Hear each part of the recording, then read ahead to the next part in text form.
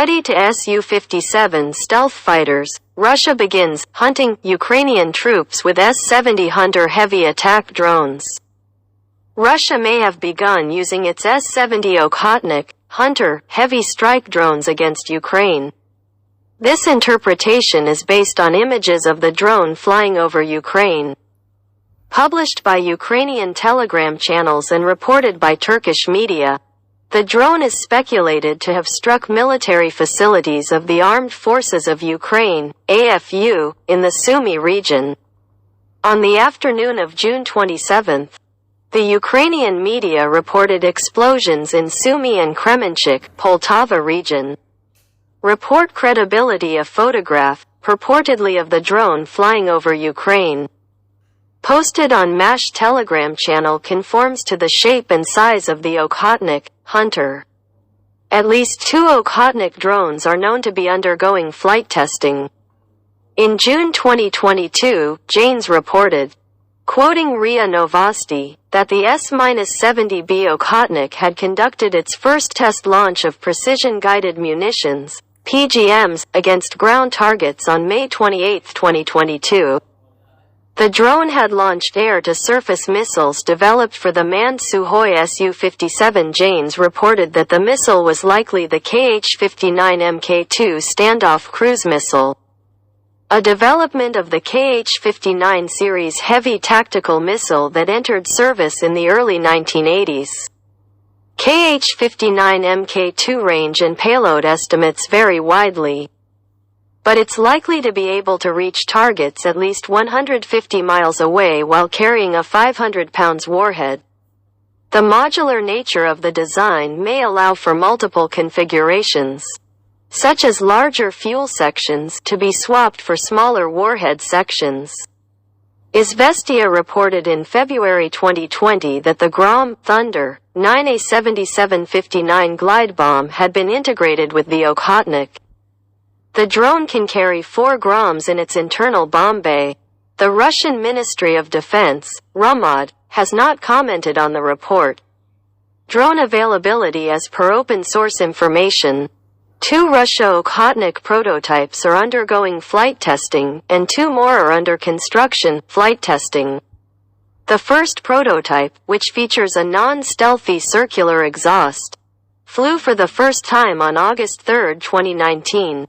In February 2021, a source from the Russian military-industrial complex told RIA Novosti that the Novosibirsk aviation plant Shkolov, NAZ, is building 3 more prototypes of the heavy drone S-70 Okhotnik. NAZ is building 3 more prototypes of the S-70 UAV, the 2nd, 3rd, and 4th. According to the plan, they should be consistently linked to flight tests in 2022-2023, said the source. The second prototype incorporated tweaks to the aerodynamic design and electronics based on the operational experience with the first Okhotnik.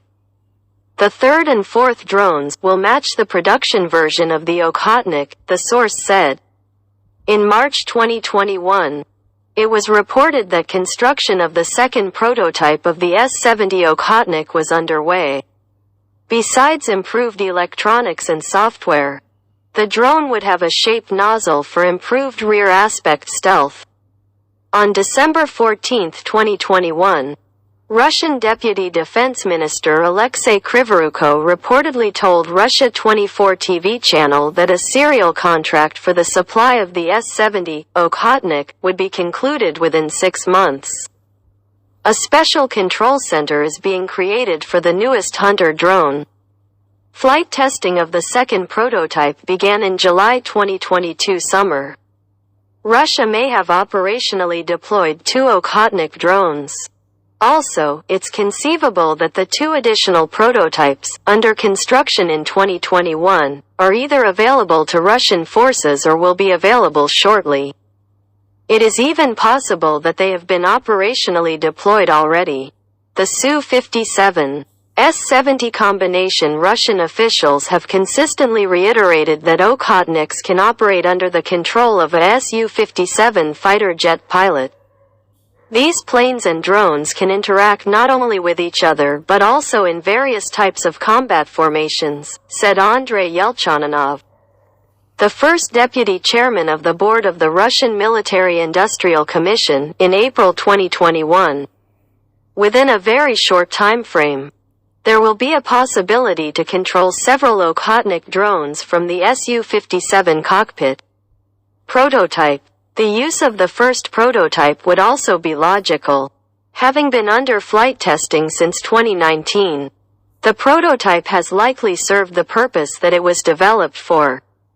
Also, losing the first prototype wouldn't compromise trade secrets or set back the development program to the same extent as losing the second prototype for reasons discussed earlier. The first prototype is unlikely to operate as a Su-57 loyal wingman.